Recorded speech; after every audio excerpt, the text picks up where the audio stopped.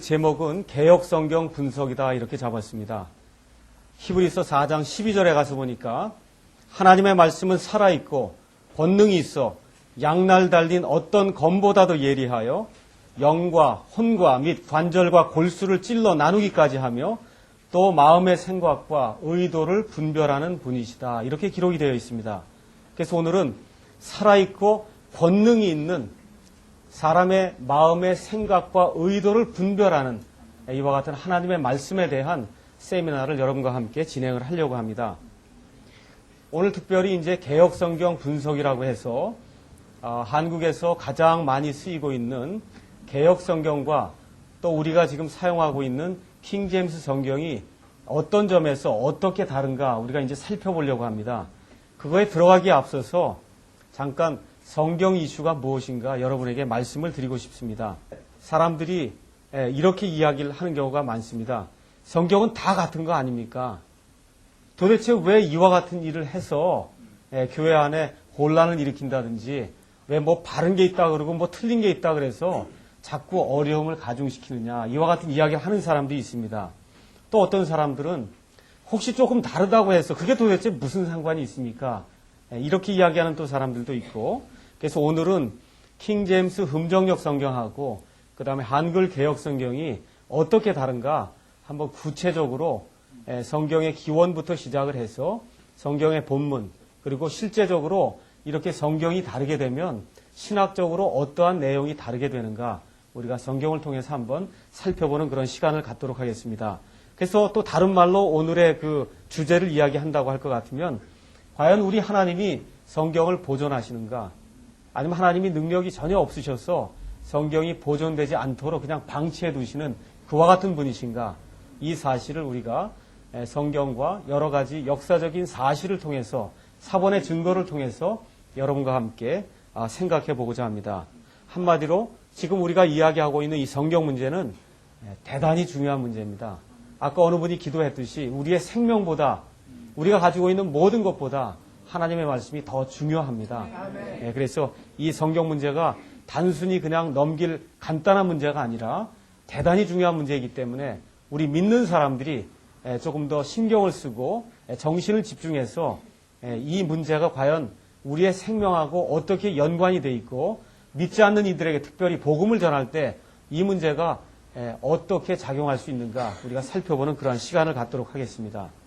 먼저 간단하게 성경 구절 몇 개만 비교해 보도록 하겠습니다. 예수님은 왜 오셨는가? 흠정역 성경을 가서 보니까 누가복음 9장 56절에 사람의 아들은 사람들의 생명을 멸하러 오지 아니하고 구원하러 왔노라 이렇게 기록이 되어 있습니다. 우리 예수님께서 이 세상에 오신 목적은 사람들의 생명을 멸하러 온 것이 아니고 구원하러 왔다고 이렇게 분명히 기록되어 있는데 불구하고 한글 개역 성경을 가서 보시면 그 구절이 완전히 삭제가 되어 있습니다. 자, 그러면 예수 믿을 때 회개라고 하는 것이 얼마나 중요한가 잠깐 살펴보겠습니다. 흠정역 성경 마태복음 9장 13절에 가서 보니까 내가 의로운 자를 부르러 오지 아니하고 죄인을 불러 회개하게 하려고 왔노라. 예수님께서 이렇게 말씀하신 것으로 기록되어 있습니다. 다시 말씀드려 그냥 죄인을 부르러 온 것이 아니라 죄인을 불러서 회개에 이르게 하려고 내가 왔다고 예수님이 말씀해 주십니다. 근데 개역 성경은 내가 의인을 부르러 온 것이 아니요 죄인을 부르러 왔다. 이렇게 해서 회개에 이르게 하려고 왔다고 하는 가장 중요한 그 대목을 삭제를 하고 있습니다. 자, 그러면 우리가 무엇으로 우리의 죄들의 용서를 받는가 성경을 통해서 잠깐 살펴보겠습니다. 흠정역 골로새서 1장 14절 가서 보니까 그분 안에서 우리가 그분의 피를 통하여 구속, 그 죄들의 용서를 받았도다 이렇게 기록이 되어 있습니다. 물론 여기 나와 있는 그분은 우리 주 예수 그리스도가 되겠습니다.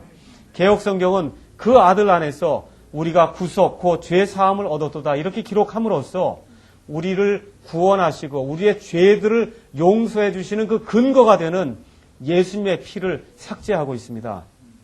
또 예수님께서 요한복음 16장 16절에 자기 제자들에게 내가 어디로 가는가에 대해서 말씀해 주셨습니다. 그래서 흠정역 성경은 조금 있으면 너희가 나를 보리니 이는 내가 아버지께로 가기 때문이니라 이렇게 기록이 되어 있는 반면에 개역 성경은 조금 있으면 너희가 나를 보리라 해서 예수님이 아버지께로 갔다가 아버지께로부터 다시 우리에게 오신다고 하는 이와 같은 명백한 구절들을 삭제하고 있습니다. 그래서 이 네 가지 구절만 보더라도 킹제임스 흠정역 성경과 개역 성경이 여러 면에서 매우 많이 다르다고 하는 사실을 누구나 인정할 것입니다. 물론 제가 지금까지 보여드린 것 몇 구절 보여드리지 않았습니다. 조금 있다가 분석하는 자리에서 여러 구절을 이제 여러분에게 보여드릴 것입니다. 이와 같은 이 명백한 비교표를 보고도 많은 분들이 그게 도대체 나하고 무슨 상관이 있는가? 예수 믿는데 그게 무슨 상관이 있는가? 이렇게 생각하는 분들이 많습니다. 하지만 예수님께서 사람이 빵으로만 살지 아니하고 하나님의 입에서 나오는 모든 말씀으로 산다 그렇게 이야기했기 때문에 하나님의 말씀에는 삭제되거나 변개된 것이 단 하나도 있어서는 안 되는 것입니다. 그렇기 때문에 우리가 이 말씀을 중히 여기고 이 말씀이 변개되어서는 안 되고 또 교회 생활하거나 개인의 신앙 생활을 할 때에 바른 성경을 사용하는 것이 대단히 중요하다 그렇게 말씀을 드리는 것입니다. 자, 그럼 이제부터 구체적으로 개역 성경의 그 유래에 대해서 잠깐 살펴보도록 하겠습니다. 개역 성경은 1877년에 외국인 선교사로 온 로스라고 하는 분이 한글 성경 번역 작업을 착수함으로부터 이제 개역 성경의 그 근간이 되는 작업이 시작이 되었다고 볼 수가 있습니다. 그래서 1911년에 처음으로 성경 전서가 이제 출간이 되었고 1938년에 성경 개역 출간이 되었습니다. 이 성경 개역이라고 하는 이 성경이 성경 전서의 개정판이 되겠습니다. 그리고 1961년도에 성경전서 개역 한글판이라고 하는 성경전서가 성서공회에 의해서 이제 출간이 되었습니다. 이 성경은 성경 개역의 개정판이 되겠습니다. 이렇게 개역의 개정을 하고 여러 차례, 제가 알기로는 약 60여 차례의 이 개정 작업을 거쳐서 그래서 개역 성경이 1961년에 만들어진 이래로 우리가 그거를 그냥 간단하게 줄여서 한글 개역 성경이다 해서 지난 한 40년 동안 이 개역 성경은 한국인들의 독보적인 성경으로 자리매김을 해왔습니다. 그래서 개역 성경의 특징을 잠깐 살펴볼 것 같으면은 개역 성경은 문장이 대단히 간결합니다. 그래서 우리가 킹제임스 성경을 사랑하는 이유 중에 하나가 영어 킹제임스 성경 같은 경우 다른 것에 비해서 성경 문체가 대단히 간결합니다. 외우기가 좋습니다. 아주 딱딱 끊어지기 때문에 운율이 좋고 문장이 우아하고 문장이 또 웅장하게 됩니다. 이게 문장이 길어지면 아무래도 이 웅장한 그런 맛이 떨어질 수밖에 없습니다. 이런 차원에서 한글 개역 성경은 간결하고 문장이 우아하고 문장이 아주 웅장하기 때문에 말 그대로 영어 킹제임스 성경이 주는 그와 같은 맛을 우리에게 풍겨주고 있습니다. 그래서 정말 그 문체나 그 안에서 나오는 그런 어떤 웅장한 맛 이런 것들로 인해서 정말 한국의 독보적인 성경으로 자리매김을 했고 또 한국 기독교에 긍정적으로 이바지한 바가 굉장히 크다고 분명히 우리가 말씀드릴 수 있습니다. 수많은 우리의 선조들이 이 개역 성경을 읽음으로 저와 여러분의 아버지 어머니들이 이 성경에 들어있는 예수 그리스도의 복음을 통해서 분명히 구원을 받았다고 하는 사실 우리가 부인할 수 없습니다. 저 역시 한글 개역 성경에 들어있는 그 말씀을 통해서 하나님의 은혜로 구원을 받았습니다. 그래서 한국 기독교에 이 한글 개역 성경이 긍정적으로 많은 것을 기여했다고 하는 사실에는 거기에는 아무 논란의 여지가 전혀 없습니다. 그럼에도 불구하고 오늘 우리는 개역 성경의 문제점이 무엇인가 한번 그것을 집중적으로 부각을 해서 한번 살펴보고자 합니다. 첫 번째 개역 성경의 문제점은 본문 선택이 잘못되었다는 것입니다. 조금 이따가 말씀드리겠지만 성경에는 크게 두 종류가 있습니다. 그래서 이 두 종류가 나오는 이유는 성경을 번역할 때 사용할 수 있는 본문이라고 하는 것이 있는데 이 본문이 두 종류가 있기 때문에 어떤 본문을 사용하느냐에 따라서 그 본문을 사용해서 번역된 그 성경이 다를 수밖에 없는 것입니다. 여러분이 붕어빵을 만드는데 한 사람은 붕어빵 제조기를 해서 그 밀가루를 붓고 하면 붕어빵이 나오는 거고 하나는 별빵 만드는 기계가 있어서 거기다가 밀가루를 부으면 별빵이 나오는 겁니다. 그래서 본문이 두 개가 다르기 때문에 이 본문에서 어떻게 번역하느냐 그거에 따라서 성경 번역된 것이 완전히 다를 수밖에 없습니다. 두 번째 개혁 성경의 문제점은 번역자들의 사상이 올바르지 못하는 데 있습니다. 예를 들어 같은 붕어빵을 이렇게 붕어빵 기계에서 만들어도 어떤 사람은 5분 굽고 어떤 사람은 10분을 구울 수 있어요. 그렇죠? 또 어떤 사람은 3분 굽고 뒤집을 수 있고 어떤 사람은 5분 굽고 뒤집을 수 있고 여러 가지 같은 붕어빵 기계를 사용해도 하는 방법에 따라서 나오는 제품이 다를 수밖에 없습니다. 다시 말씀드려서 본문도 나쁜 데다가 이 본문을 사용해서 번역을 했던 그 사람들의 사상이 토속 샤머니즘이라든지 기복신앙이라든지 아니면 중국이나 인도의 잘못된 그와 같은 이교도들의 사상을 가지고 유대 기독교의 이 성경을 번역했기 때문에 그 안에 많은 문제가 포함이 되어 있는 것입니다. 자, 그러면 지금부터 두 종류의 성경 본문에 대해서 여러분에게 말씀을 드리도록 하겠습니다. 아까 제가 말씀을 드렸듯이 성경 번역에 필요한 본문은 두 가지로 분류가 될 수 있습니다. 어떤 본문을 누가 어떻게 번역하느냐에 따라서 그렇게 번역된 성경의 내용이 완전히 다를 수밖에 없습니다. 쉽게 이야기해서 하나님이 영감을 주셔서 그 이후에 하나님이 섭리로 보존해 주신 하나님의 본문이 있습니다. 다시 말씀드려서 하나님께서 완전하게 영감을 주셔서 축자 영감, 그래서 처음부터 끝까지 나와 있는 글자 하나하나마다 하나님이 숨을 불어넣어 주신 축자 영감과 성경의 처음부터 끝까지 하나님이 영감을 주셨다고 하는 총체적 영감을 우리가 믿고 있습니다.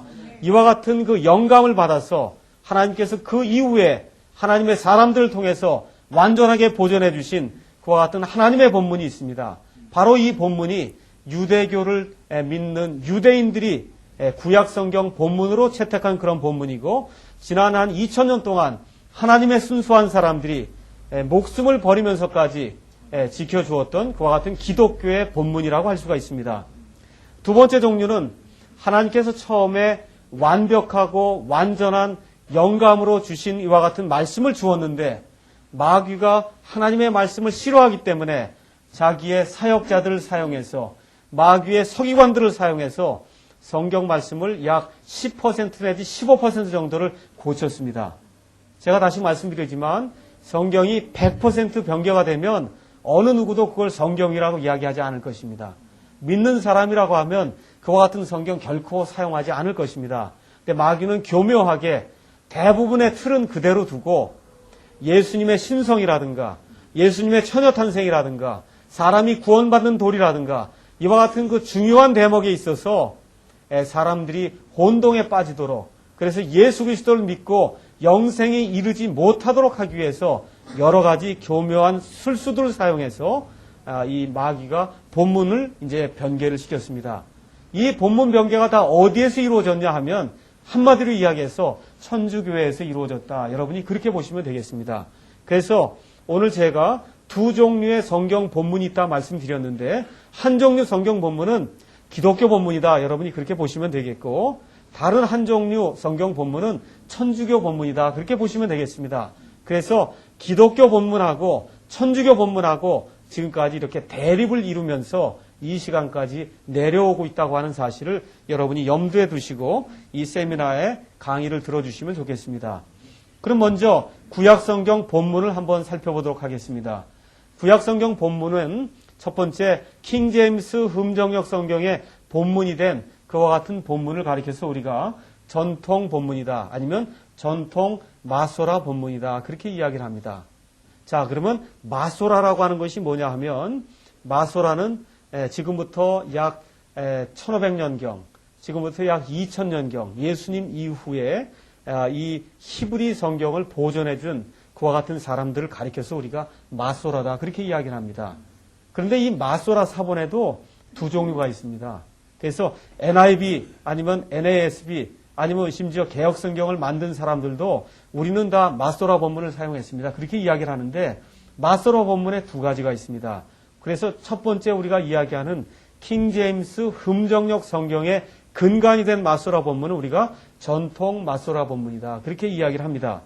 여러분이 잘 아시겠지만 히브리 말은 모음이 한자도 없습니다. 히브리 말은 22개의 자음으로 구성이 되어 있습니다. 그래서 이 자음으로만 구성이 되어 있으니까 여러분이 이 자음만 읽어갖고는 이게 어떻게 발음이 되는지 알 수가 없을 겁니다. 이 옆에 나와 있는 W, T, R이라고 하는 영어 이 알파벳을 한번 보시기 바랍니다. W, T, R이 다 자음이거든요. 자, 저거를 어떻게 읽냐? 어떤 사람은 water라고 읽을 수가 있고 어떤 사람은 waiter라고 읽을 수가 있어요. 그렇죠? 이 안에 A나 E나 I와 같은 이런 모음이 들어가야만 사람이 이걸 읽을 수가 있습니다. 그렇죠? 물론 히브리 성경을 기록했던 서기관들은 이 모음이 없이도 이걸 어떻게 읽는지 알고 있었습니다. 하지만 일반 사람들이 이와 같은 걸 읽기는 대단히 어려웠어요. 그래서 이 마소라라고 하는 사람들이 어떤 역할을 했냐 하면 요 옆에 있는 그림에 있는 것처럼 이 자음에다가 밑에다가 모음 부호를 붙여줬습니다. 여러분 보시죠?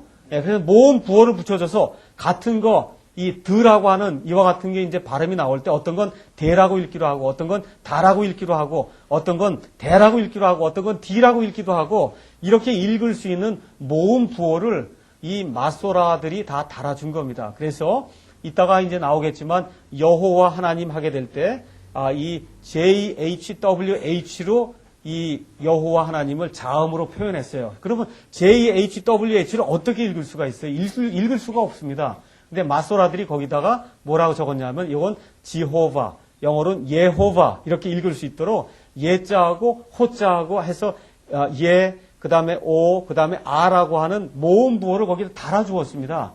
그래서 우리가 YHWH를 읽을 때 이거를 영어에서는 지호바 그렇게 읽고 우리말로 이게 들어오면서 여호와 그렇게 이제 읽게 된 겁니다. 이와 같은 일들을 마소라라고 하는 그냥 여러분이 성경 보존을 위한 어떤 기록관이라고 보시면 됩니다. 이 사람들이 자기들의 생명을 내걸고 하나님의 말씀을 순수하게 보존하기 위해서 굉장한 노력을 했습니다. 그래서 이와 같은 마소라들의 노력에 힘입어서 그래서 구약 성경은 이 1516년에서 1517년경에 인쇄가 되었습니다. 여러분 잘 아시다시피 이 15세기에 구텐베르크가 인쇄술을 이제 발명을 했죠. 그래서 인쇄술을 발명해서 처음으로 찍은 책이 그게 성경책입니다. 이렇게 이제 인쇄술이 이제 발명이 된 이후에 그 전까지는 사람들이 다 이거를 필사했어요.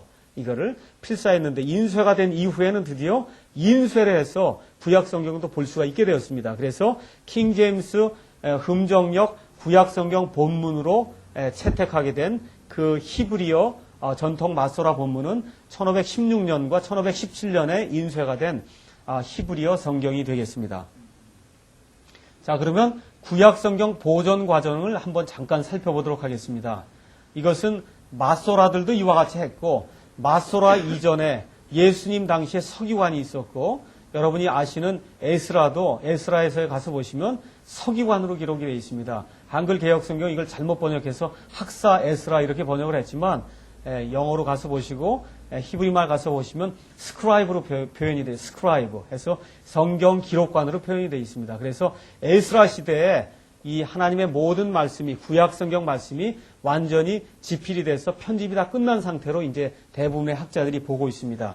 자, 이렇게 편집이 된 성경을 각 회당에서 성경을 읽어야 되기 때문에 이걸 필사를 해야 됐습니다. 보존하기 위해서 양피지를 이제 선정을 해서 그 양피지 위에다가 구약 성경 말씀을 이제 필사했습니다. 그래서 이 양피지는 정결한 짐승의 가죽으로 오직 유대인만이 만들 수가 있었습니다. 그래서 이 양피지 두루마리의 각 난에다가 이 서기관이 48줄에서 60줄로 이렇게 해서 성경을 이제 기록했습니다. 여러분 아시는지 모르겠지만 히브리 말은 우리말은 오른쪽에서 왼쪽으로 이렇게 써가지만 히브리 말은 왼쪽에서 오른쪽으로 이렇게 읽게 되어 있습니다. 그래서 이와 같은 방식으로 해서 이 히브리어 성경이 이제 기록이 되었습니다. 잉크는 검은색을 사용했고 성경을 기록하기 위한 잉크는 특별한 방법으로 이렇게 제조가 되었습니다. 이 성경을 필사해야 될 이 서기관은 자기가 예를 들어 내가 시편 23편을 다 외우고 있단 말이죠. 외우고 있다고 해서 그 머릿속으로 외운 상태에서 성경을 기록하면 그건 절대 안 됩니다. 바로 자기 앞에 정통 복사본을 놓고 그걸 눈으로 하나하나 확인을 해서 그걸 옮겨야지 그걸 머리로 이렇게 외워갖고 그 말씀을 적어서는 절대로 안 됐습니다. 그래서 먼저 서기관은 자기 앞에다가 정통 복사본을 놓고 기록하기 전에 먼저 각 단어를 큰 소리로 읽고 발음을 한 상태에서 그거를 그대로 적어야 됐습니다. 또한 하나님의 말씀을 기록하기 전에 두려운 마음으로 펜을 닦아야 됐습니다. 또 어떠한 일을 했느냐? 이 사람들은 여호와, YHWH라고 하는 이 여호와라고 하는 이름이 너무나 신성을 띤 귀중한 이름이기 때문에 이 이름을 발음을 하다가 혹시라도 잘못되면 안 되기 때문에 이 사람들이 여호와라고 하는 그 이름만 나오면 그럼 몸을 씻고 들어왔어요. 몸을 한번 씻고 들어와서 이 발음을 YHWH를 한 다음에 그 다음에 적었습니다. 그럼 여러분 이 YHWH가 우리 영어 킹제임스 성경에는 LORD 해서 대문자 로드로 이제 이게 다 번역이 되어 있습니다. 이게 적어도 5,000번 내지 10,000번 정도 그 안에 있는 걸로 이제 제가 알고 있는데 그러면 이 구약 성경을 번역할 때 5,000번에서 10,000번 몸을 씻어야 되는 거예요.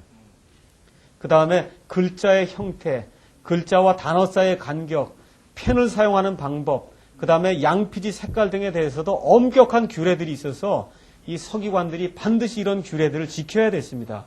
또한 두루마리를 만들어 놨는데 여기 한 글자라도 수정할 것이 있으면 완성된 지 30일이 지나기 전에 반드시 수정해야 됩니다. 그게 지나버리면 그 두루마리 자체를 폐기시켜야 됩니다. 그 두루마리를 다 만들었는데 한 장에 단 한 개의 실수라도 있으면 그 장 전체를 버려야만 했고 전체 필사본에서 3개의 실수가 발견되면 전체를 다 갖다 버려야 됐습니다. 다시 말씀드려서 창세기부터 시작해서 말라기까지 열심히 필사를 다 했는데 읽어보니까 그 안에 단어 수가 하나가 많다든지 해서 그걸 찾아냈어요. 총 살펴보니까 4개 실수가 발견이 되면 그럼 그거 다 폐기시켜야 됐습니다. 이게 그래서 글자와 단어 수를 세고 글자가 삭제 혹은 첨가되거나 다른 글자와 붙어 있으면 사본 전체를 버려야 됐습니다. 이와 같은 식으로 엄격하게 이 서기관들이 구약 성경을 이렇게 보존해 주었기 때문에 우리 예수님께서 회당에 들어가셔서 이사야서를 담은 그와 같은 두루마리를 읽고 하실 때 이걸 하나님의 말씀으로 그대로 받은 것입니다. 아, 이게 복사본이구나 이렇게 생각하지 않으셨습니다. 예수님께서 기록된 바 사람이 빵으로만 사는 것이 아니고 하나님의 입에서 나오는 모든 말씀으로 산다 해서 이 서기관들이 이렇게 엄청난 노력을 기울여서 만들어 놓은 이 기록된 하나님의 말씀이 처음에 하나님이 영감을 주셨을 때 그 말씀하고 100% 똑같다 그렇게 말씀하신 것입니다. 그래서 예수님은 결코 이 성경은 틀려. 이거는 서기관이 기록했으니까 뭐가 잘못된 것이 있을 거야. 이렇게 생각하지 않았습니다.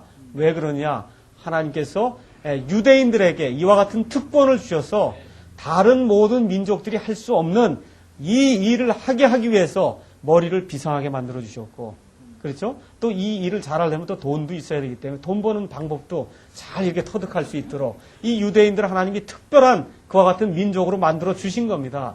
무엇을 하기 위해서 그러냐? 하나님의 말씀을 보존하기 위해서 그래서 이 유대인을 하나님이 이렇게 특별한 민족으로 만들어 주시고 그 특별한 민족 가운데 가장 우수한 머리를 갖고 있는 사람이 서기관이 된 거예요. 그래서 이 서기관이 하나님의 말씀을 다루었기 때문에 예수님 당시에 서기관 그러면 가장 존경받는 그와 같은 인사가 되었고 그래서 이것이 잘못된 방향으로 나가니까 서기관들이 이와 같은 권력을 이용해서 사람들의 그 재물도 착취하게 되고 나쁜 일들을 행하게 된 겁니다. 그래서 원래 서기관은 좋은 겁니다.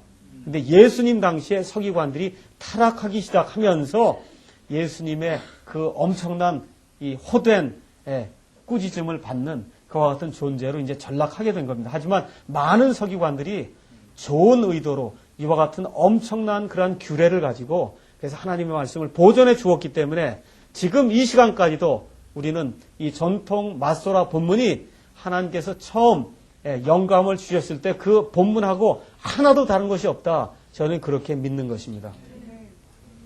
자, 그러면 조금 아까 말씀드린 것은 킹제임스 흠정역 성경의 근간이 된 전통 마소라 본문이었습니다.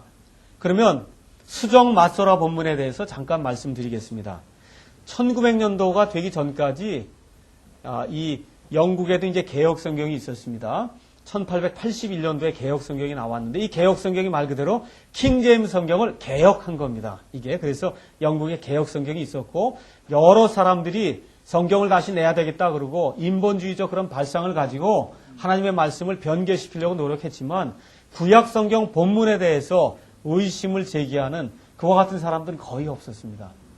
그래서 20세기 들어가면서 그 전까지는 구약 성경 본문은 단 하나뿐이 없었어요. 전통 마소라 본문 하나뿐이 없었습니다. 그러다가 1937년에 제2차 세계대전 때에 루돌프 이 키텔이라고 하는 사람이 이 아돌프 히틀러 밑에서 이제 일을 하는 그와 같은 그 히틀러의 추종 세력이었습니다.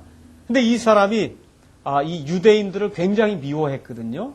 그래서 유대인들을 미워해서 성경을 변개시키는 그와 같은 작업을 했습니다. 그래서 이 사람이 구약 성경 본문을 이제 변개했는데 성경 본문 자체를 변개한 것이 아니고 성경 본문 밑에 가서 보시면 비평장치라고 하는 것이 있습니다. 그래서 그 비평장치 안에 이거는 원래 이런 뜻이 아니고 이런 뜻이다. 원래는 이 단어가 이게 아니고 저게다. 이런 식으로 해서 전통 마소라 본문을 페이지마다 10군데 이상씩 수정을 해놓았습니다. 그래서 이 이후에 비블리아 헤브라이크가 이제 출간이 되었고 그 다음에 1967년도, 1977년도에 독일 하시면 여러분이 아시다시피 자유주의 신학의 온상지요, 발상지로 보시면 됩니다. 온갖 자유주의 신학은 다 독일에서 나온다 이렇게 보시면 되는데 이 독일의 슈투트가르트에서 이 비블리아 헤브라이카가 1967년, 1977년도 판이 나오게 됩니다. 이걸 우리가 간단하게 비블리아 헤브라이카 슈투트가르트 이렇게 해서 이걸 짧게 이야기해서 우리가 BHS라고 이야기합니다. 그래서 한글 개혁 성경, 표준 세번역, 공동 번역, 신국제역 해서 NIV, 신미국 표준역, NASB 등 이 세상에 나와 있는 모든 현대 역본들은 이 BHS를 근간으로 해서 그래서 키텔이 만들어 놓은 본문 비평 장치를 근간으로 해서 구약 성경을 이렇게 많이 변개한 이와 같은 성경을 번역해 놓고 있습니다. 그래서 중요한 사실은 무엇이냐 하면 마소라 본문이라고 해서 다 같은 것이 아니라 어떤 마소라 본문이냐, 이것이 전통 마소라 본문이냐 아니면 수정 마소라 본문이냐, 그래서 어느 것을 택하느냐에 따라서 그 내용이 많이 달라진다고 하는 사실을 우리가 기억을 해야 되겠습니다. 자, 이제까지 구약 성경 본문을 우리가 살펴보았고 지금부터는 신약 성경 본문을 잠깐 살펴보도록 하겠습니다. 신약 성경 본문은 우리가 이제 그리스어로 기록이 된 이 공인 본문이다. 이제 그렇게 이야기를 할 수가 있습니다. 그래서 공인이라고 하는 것은 어떤 단체에서 공적으로 인정을 했다는 그런 의미의 공인이 아니라 공통적으로 사람들이 인정했다는 그와 같은 의미의 공인입니다. 그래서 영어로는 우리가 모든 사람이 이 본문을 수용했다 해서 영어로는 received text. 그래서 모든 사람들이 받아들인, 수용한, 그래서 수용 본문이다. 그렇게 이야기를 하고 received text가 된 그 근간에는 그리스 말로 textus receptus라고 하는 그 말을 우리가 이제 번역을 해서 그걸 우리가 received text, 모든 사람들이 수용한 하나님의 모든 교회가, 천주교회를 제외한 하나님의 모든 교회가 공통적으로 인정하고 수용한 그런 본문이다 해서 우리가 그걸 공인 본문, 수용 본문, textus receptus, 그 다음에 TR 이렇게 이제 부르는 겁니다. 그래서 그리스 말도 여러 종류가 있는데 특별히 우리 하나님께서 이 신약 성경을 기록하실 때 사용했던 그리스 말은 시장 바닥에서 일반 사람들이 늘 사용하는 그와 같은 코인의 그릭이 되겠습니다. 이 코인의 그릭은 24 알파벳으로 이제 구성이 되어 있고 여기에는 물론 자음도 있고 모음도 있습니다. 그래서 이 그리스어 공인 본문은 여러분이 아시다시피 에라스무스라고 하는 아주 유명한 그러한 그 인본주의 학자가 있었습니다. 이 사람이 천주교회에서 사용하는 그러한 그 본문이 틀렸다고 하는 것을 깨닫고 그래서 여러 종류의 그러한 사본들을 모아서 그래서 본문을 만들었습니다. 여러분이 이제 본문하고 사본을 조금 좀 이제 구분하셔야 되는데 이 신약 성경 같으면은 신약 성경 사본이 신약 성경 말씀을 기록하고 있는 그리스말 사본이 약 5,300개 정도가 발견이 되고 있습니다. 근데 그 5,300개 중에 어떤 것도 마태복음 1장부터 시작해서 계시록 22장까지 다 포함하고 있지 않습니다. 무슨 이야기인지 여러분 아시겠죠? 그러니까 어떻게 해야 되겠어요? 이거를 사본들을 다 모아서 그래서 이거 번역을 하기 위해서 이걸 다 모아갖고 여기 없는 건 여기서 집어넣고 이쪽에 없는 건 이쪽에서 집어넣고 해서 본문을 만들어야 됩니다. 본문. 그렇게 만든 걸 우리가 텍스트라고 이야기해요. 그러면 성경을 번역할 때는 그 본문을 가지고 대본으로 해서 그래서 성경을 이제 번역하는 겁니다. 그래서 우리가 이제 킹제임스 흠정역 성경의 근간이 된 신약 성경의 근간이 된 그 본문은 공인 본문인데 이 공인 본문을 만든 그런 유명한 사람들로는 에라스무스, 그 다음에 우리가 보통 스테판 성경 그렇게 원어 성경을 이야기할 때 이렇게 많이 이야기하죠. 그 스테판 성경을 사실 만든 스테파누스라고 하는 사람이 있고 또 베자라고 하는 그런 사람도 있고 그 다음에 여러 종류의 이런 사람들이 이제 이 TR을 만들었습니다. 그래서 이 TR에서 마틴 루터가 여러분 1517년에 이제 종교 개혁이 일어나면서 이 로마 카톨릭 압자에서 살던 사람들이 정말 예수 그리스도의 복음이 주는 믿음으로 구원받는다고 하는 그와 같은 놀라운 이제 진리를 발견하게 되었는데 이 이후에 마틴 루터가 핍박을 받으면서 성경이 없으면 이 싸움을 할 수가 없구나 해서 성경을 번역하기로 마음을 먹고 로마 카톨릭 천주교 사본은 이미 틀린 것을 알았기 때문에 그래서 에라스무스가 만든 이 공인 본문을 가지고 독일어 신약과 구약 전설을 만들므로 말미암아 그래서 독일 내에서 이 프로테스탄트 이제 운동이 일어나게 되었고 온 유럽이 변화되는 그러한 역사가 일어나게 되었습니다. 그 다음에 이 영국에서는 여러분이 잘 아시는 틴데일이라고 하는 사람이 목숨을 내걸고 역시 이 에라스무스가 만들어준 그와 같은 이 공인 본문 그 본문을 가지고 하나님의 말씀을 신약 성경, 구약 성경을 이제 번역해 주었습니다. 그래서 이 틴데일이라고 하는 사람의 노력을 통해서 나중에 이제 이 1611년에 킹제임스 성경이 나오게 되는데 그래서 이 틴데일의 그 본문의 한 70% 정도가 그대로 킹제임스 성경에 이렇게 반영이 되는 그런 놀라운 일이 이제 일어나게 됩니다. 그래서 이 공인 본문은 우리가 아주 쉽게 다수 본문이다 그렇게 이야기를 합니다. 왜 다수냐? 이름이 다수예요. 왜 다수냐? 많기 때문에 다수 본문입니다. 그럼 어느 정도 많으냐? 아까 말씀드린 대로 약 5,300개 그 정도 사본 가운데 약 95에서 99% 어떤 사람은 99% 이상 어떤 사람은 95% 이상 그렇게 이야기하는데 어찌됐든 이 전체에 발견되는 사본의 대다수가 똑같은 본문을 유지하고 있습니다. 그래서 우리가 이걸 가리켜서 다수 본문이다 그렇게 이야기를 하고 보편적 본문이다 그렇게 이야기를 합니다. 그 이유는 뭐냐 하면 유럽의 전 지역에서 아프리카 지역에서 어느 곳에서든지 사본이 발견되면 전체적으로 고루 이렇게 보편적으로 이렇게 발견이 되기 때문에 한 지역에서 아니면 천주교회라고 하는 어떤 특정한 집단에서만 이 본문이 발견되는 것이 아니라 편만하게 온 지역에서 두루두루 이 사본이 발견되기 때문에 우리가 모든 사람들이 보편적으로 이 본문을 사용했구나. 그래서 우리가 이 본문을 가리켜서 보편적 본문이다 그렇게 이야기를 합니다. 또한 우리가 이 본문을 가리켜서 비잔틴 본문이다 아니면 동방 본문이다 그렇게 이야기를 합니다. 여러분이 잘 아시다시피 로마는 처음에 이 수도가 이 로마에 이렇게 있다가 나중에 이제 콘스탄틴 대제가 이 로마를 이제 통일한 이후에 수도를 저쪽 콘스탄티노플 그쪽으로 옮겼어요. 지금의 터키가 되겠죠. 그쪽으로 이걸 옮겼습니다. 그래서 나중에 이제 동로마, 서로마를 이게 나뉘게 되거든요. 이렇게 되면서 이 우리가 가지고 있는 이 공인 본문은 이 그리스 말로 물론 기록이 되어 있는데 이것이 동방 정교회, 동방 쪽에서 이것이 기록이 되고 보존이 되었습니다. 그래서 지금도 동방 정교회는 이 공인 본문 이외에는 본문으로 인정하지 않습니다. 그래서 이 비잔틴 본문이다. 왜 그러냐 하면 이 동방 본문이라고 이야기하는 건 로마 카톨릭 교회의 사본은 우리가 서방 본문이라고 해요. 로마가 서쪽에 있거든요. 그렇기 때문에 우리가 그건 웨스턴 텍스트다 그렇게 이야기를 하고 웨스턴 텍스트에 반대되는 그런 의미에서 이걸 우리가 비잔틴 텍스트 아니면 이스턴 텍스트에서 동방 본문이다 그렇게 부르는 겁니다. 그 다음에 이제 또 이 본문은 우리가 종교 개혁이 일어나는데 이 본문이 원동력이 되었기 때문에 그래서 칼빈이라든지 루터라든지 쯔빙글리라든지 여러분이 아시는 모든 종교 개혁 일으킨 그 일에 참가했던 모든 사람이 로마 천주교 본문은 잘못되었다. 그건 사용할 수 없다. 왜 그러냐면 행위로 구원받는 그와 같은 내용이 그 안에 포함되어 있기 때문에 그걸 사용할 수 없다고 믿었습니다. 그래서 이 사람들이 한결같이 100% 이 공인 본문만을 사용했기 때문에 우리가 이 본문을 가리켜서 종교개혁 본문이다. 그렇게 이제 부르는 것입니다. 바로 이 본문이 우리가 지금 가지고 있는 영어 킹제임스 흠정역 성경의 신약 성경 본문이 된 겁니다. 자, 그러면 신약 성경 본문에 또 다른 종류가 있습니다.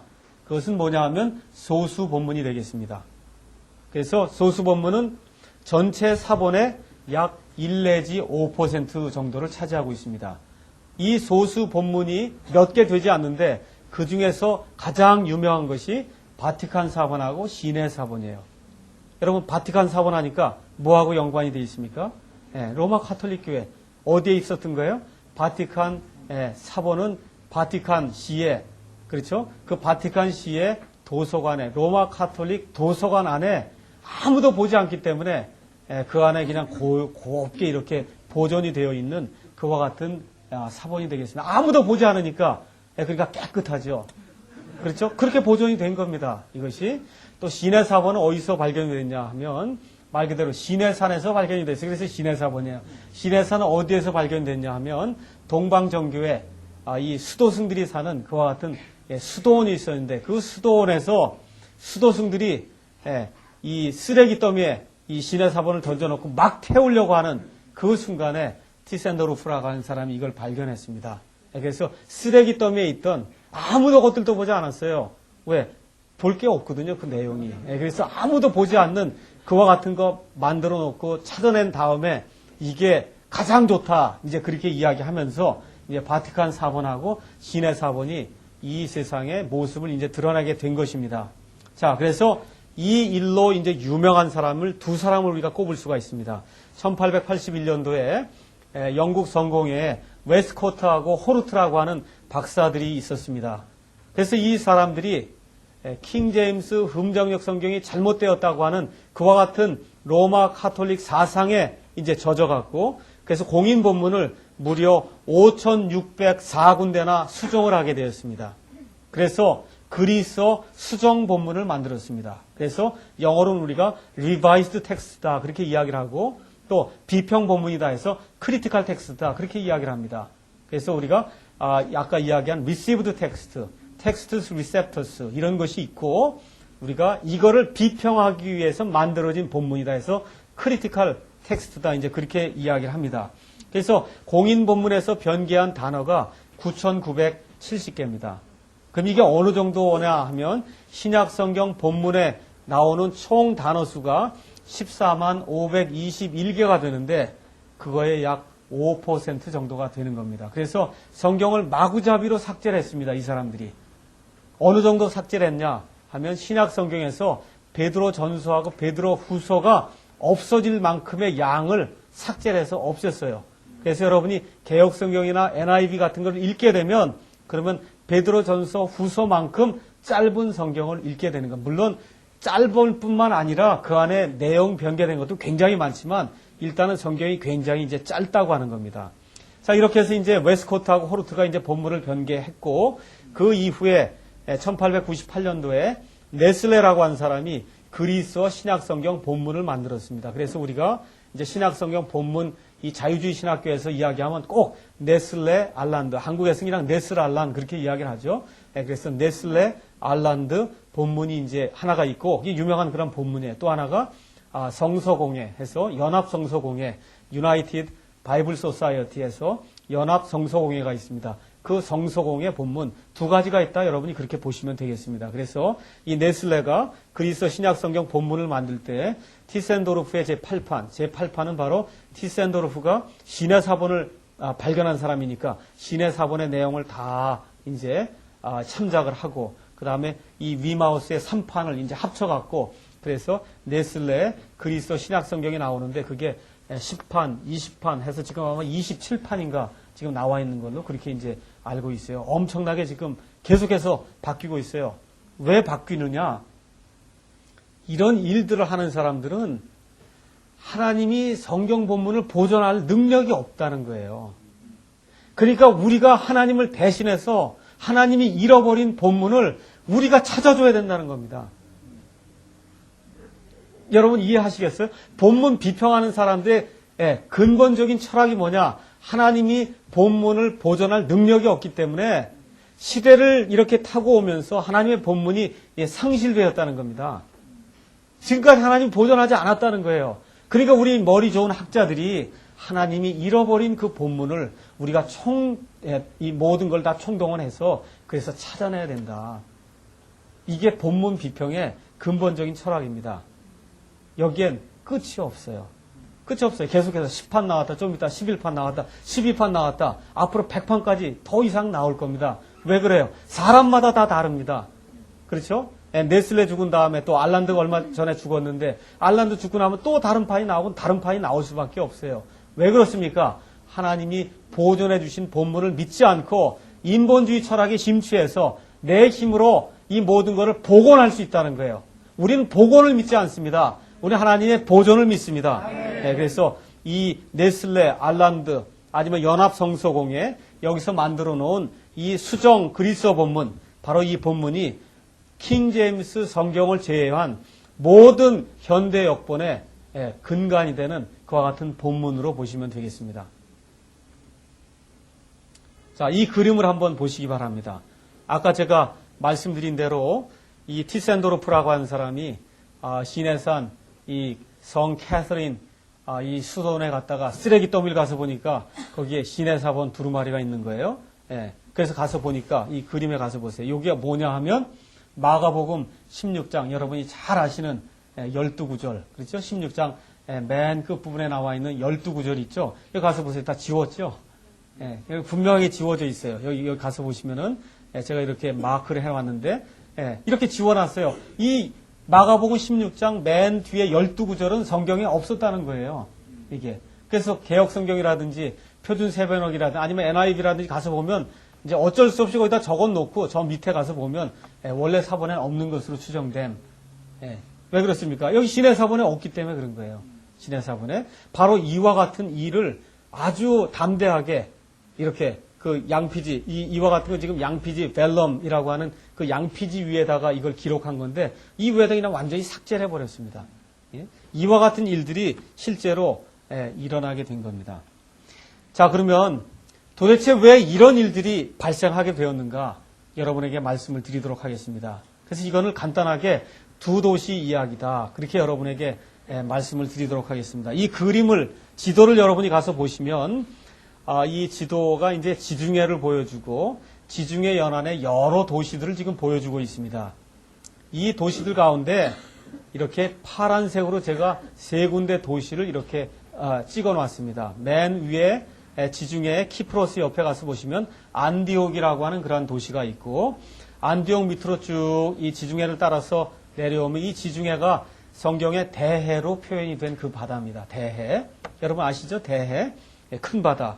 밑에 가서 보시면 예루살렘이 있고 그 다음에 예루살렘 옆으로 또 가시면은 알렉산드리아가 있어서 알렉산드리아는 이집트에 속한 도시고 예루살렘은 이스라엘에 속한 도시고 그 다음에 저 안디옥은 시리아에 속한 도시입니다. 시리아. 자, 그래서 이 문제를 제가 이제 잠깐 설명하라면 이렇습니다. 알렉산더 대제라고 한 사람이 아주 엄청난 일을 했습니다. 그래서 온 세상을 정말 30살 칸 넘은 그러한 나이에 온 세상을 통일하는 그와 같은 엄청난 업적을 이루었는데 그 이후에 어떠한 큰 병에 걸려서 그래서 갑작스럽게 이제 요절하게 되었습니다. 그래서 알렉산더 대왕이 죽게 되니까 그의 왕국이 4개로 이제 분열이 되었는데 그 4개 분열된 왕국 중에 한 왕국이 시리아에 근거를 둔 왕국이에요. 이게 우리가 셀루시드 왕국이다 아니면 셀루시드 왕조다 그렇게 이야기를 하고 또 하나 왕국이 있었는데 그 왕국은 여기 이 이집트에 근거한 그런 왕국이었습니다. 그래서 여러분 클레오파트라는 이런 사람들이 다 이집트 이 왕국 우리가 이제 영어로는 피자가 있어서 이제 프톨레미 이제 그렇게 이야기하는데 피를 많은 경우에 이제 묵음 처리해서 톨레미 왕조다 이제 그렇게 이야기합니다. 그래서 이 안디옥에 셀루시드 왕조가 있고 이 밑에 이집트에 이 톨레미 이제 왕조가 있었는데 그 중간 사이에 예루살렘이 끼어 있는 거예요. 이스라엘 백성이 끼어 있는 겁니다. 이렇게 되니까 이 알렉산드리아라고 하는 건 말 그대로 알렉산더가 세운 도시를 알렉산드리아다 그렇게 부른 겁니다. 그래서 이 알렉산드리아는 이집트에도 있었고 다른 지역에도 알렉산드리아가 있었는데 특별히 이 톨레미 왕조의 어떠한 그 수도격이 됐던 이 알렉산드리아가 굉장히 유명하고 굉장히 큰 도시가 되어서 예수님 당시에는 이 로마가 가장 컸고 로마 이 왼쪽에 있죠. 그 다음으로 큰 도시 두 개를 들어라 그러면 안디옥하고 알렉산드리아였습니다. 이해하시겠죠? 그러니까 세상에서 가장 큰 도시 세 개가 로마, 그 다음에 안디옥, 그 다음에 알렉산드리아. 지금은 안디옥도 조그맣고 알렉산드리아도 조그맣고 이렇게 해서 지금은 이름이 거의 없지만 예수님 당시에는 전 세계에서 가장 큰 도시 세 개 중에 하나가 이 안디옥과 이 알렉산드리아였습니다. 자, 그래서 이 예루살렘, 이스라엘이 이 톨레미 왕조하고 그 다음에 셀루시드 왕조, 이 왕조 그 두 사이에 끼어 있어서 시리아 쪽이 강성해지면 밑으로 치고 내려오는 거예요. 그렇죠? 치고 내려오면 꼭 어디를 통과해야 됩니까? 이스라엘을 통과해야 돼요. 그렇죠? 그러다가 이제 또 이 알렉산드리아 쪽에 이집트 왕조가 강성하게 되면 그럼 위로 또 올라간단 말이죠. 그럼 또 이스라엘을 통과해야 돼요. 그러니까 한 몇백 년 동안 이 이스라엘은 말 그대로 외부 열강들의 각축장이 된 거예요. 매일같이 전쟁이 있는 겁니다. 하루도 그치지 않고. 이렇게 되니까 이스라엘 사람들이 이거 못 살겠구나. 어디 가서 정착을 좀 해야 되겠다 하는 이러한 그 하나님이 이 땅을 우리에게 주셨지만 그럼에도 불구하고 우리가 좀 머리를 써서 조금 편한 데로 가서 살아야 되겠다는 무리들이 생겨나기 시작했습니다. 특별히 이 셀루시드 왕조의 안티오쿠스 대제라고 하는 사람이 있었어요. 이 안티오쿠스 대제가 이제 다니엘서에도 나오는 유명한 이제 왕이 되는데 성전을 완전히 이교도들의 어떤 전처럼 여기고 돼지 피를 갖다 붓고 한 이와 같은 아주 엄청난 그런 악한 이제 황제였는데 이 안티오쿠스 대제 때는 유대인들이 너무나 핍박을 많이 받고 이렇게 하다 보니까 이게 도저히 살 수가 없다 해서 일단의 무리들이 어디로 내려갔냐 하면 이집트의 알렉산드리아로 내려갔습니다. 이 이집트의 알렉산드리아는 뭐로 유명했냐 하면 헬레니즘. 그래서 이 그리스 문화가 팽배한 것과 같은 도시로 그래서 이교도들의 철학과 사상이 아주 융성하게 이렇게 자라고 있는 그러한 도시였어요. 그래서 이 사람들이 유대교를 가지고 이쪽으로 내려가서 가만 보니까 이 유대교만 갖고는 안 되겠다는 겁니다. 그래서 이 유대교하고 헬레니즘, 이 그리스 철학과 사상을 이걸 결합을 시켜야 되겠구나. 그렇게 되면 아주 멋있는 것과 같은 것이 나오겠다 해서 이 사람들이 알렉산드리아 철학을 만들기 시작했습니다. 알렉산드리아 학교를 만들기 시작했어요. 이와 같은 그 학교가 바로 유명한 알렉산드리아 학교예요. 여기가. 그래서 이 사람들이 아주 엄청난 것과 같은 일들을 했는데 이 타협적 유대인들이 유대교와 그 다음에 그리스 인본주의를 결합했습니다. 그래서 성경을 문자 그대로 읽으면 안 된다. 욥기나 이런 데 나와 있는 거 이런 거 다 영적으로 해석해야지 이걸 어떻게 문자적으로 읽냐. 이 그리스 사람들이 우리를 얼마나 비웃겠냐. 이렇게 이야기를 한 거예요. 6일 만에 하나님이 창조해 이 그리스 사람들이 이 지혜가 많다고 하는 이 사람들이 볼 때는 그건 말도 안 된다. 그러니까 거기 나와 있는 하루는 10억 년도 되고 20억 년도 되고 이렇게 되는 거다. 그렇죠? 그래서 성경을 자기 마음대로 그렇게 이제 해석해서 뜯어 고치는 영적 해석 또 신비적 해석, 비유 해석 이와 같은 것들을 이 사람들이 만들어내기 시작했습니다. 이와 같은 학파를 가리켜서 우리가 알렉산드리아 학파다 그렇게 이야기를 합니다. 바로 이 이집트 알렉산드리아의 이 알렉산드리아 학파에 속한 사람들이 하나님의 말씀은 그럴 리가 없다는 거죠. 내 생각 이거 보니까 이럴 리가 없다 해서 자기의 철학대로 뜯어 고치기 시작했어요. 구약 성경을 뜯어 고치기 시작했습니다. 물론 이 알렉산드리아에서 많은 사람들이 이야기하는 70인역이라고 하는 것이 만들어졌다고 그렇게 이제 전해 내려오고 있습니다. 그렇지만 70인역에 대해서도 여러 가지 이제 많은 이야기들이 있지만 지금 우리가 한 가지 알 수 있는 것은 형편없는 번역이라는 겁니다.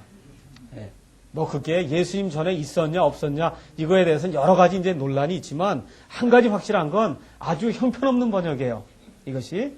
자, 그래서 이 알렉산드리아에서 알렉산드리아 학파가 결국은 알렉산드리아의 소수 본문, 그래서 이집트의 소수 본문이 바로 이 천주교 본문이 되었고, 이 천주교 본문에서 아까 말씀드린 이와 같은 개약된 그러한 성경들이 나오기 시작한 겁니다.